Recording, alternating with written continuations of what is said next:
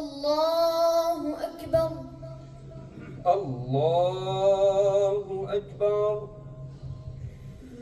الحمد لله رب العالمين الرحمن الرحيم ملك يوم الدين إياك نعبد وإياك نستعين اهدنا الصراط المستقيم صراط الذين أنعمت عليهم غير المغضوب عليهم ولا الضالين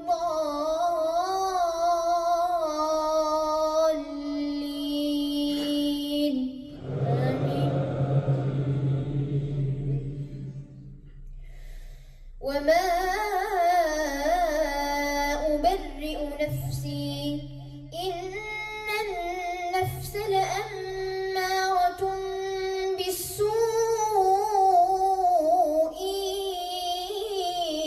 إلا ما رحم ربي إن ربي غفور رحيم.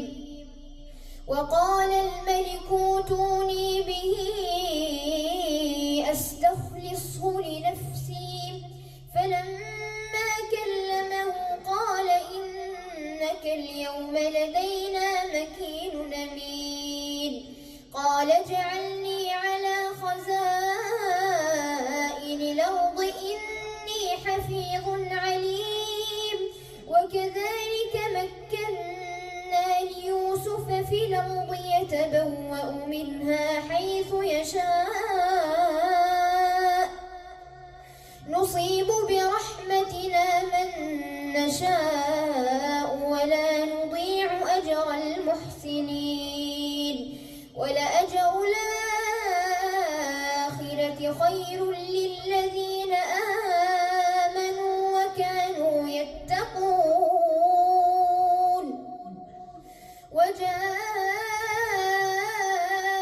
إخوة يوسف فدخلوا عليه فعرفهم وهم له منكرون.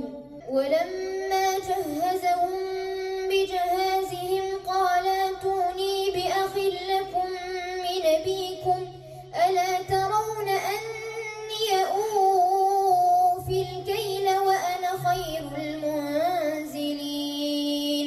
فإن لم تأتوني به فلا كيل لكم عندي ولا تقربون. قالوا سنراود عنه أباه وإنا لفاعلون.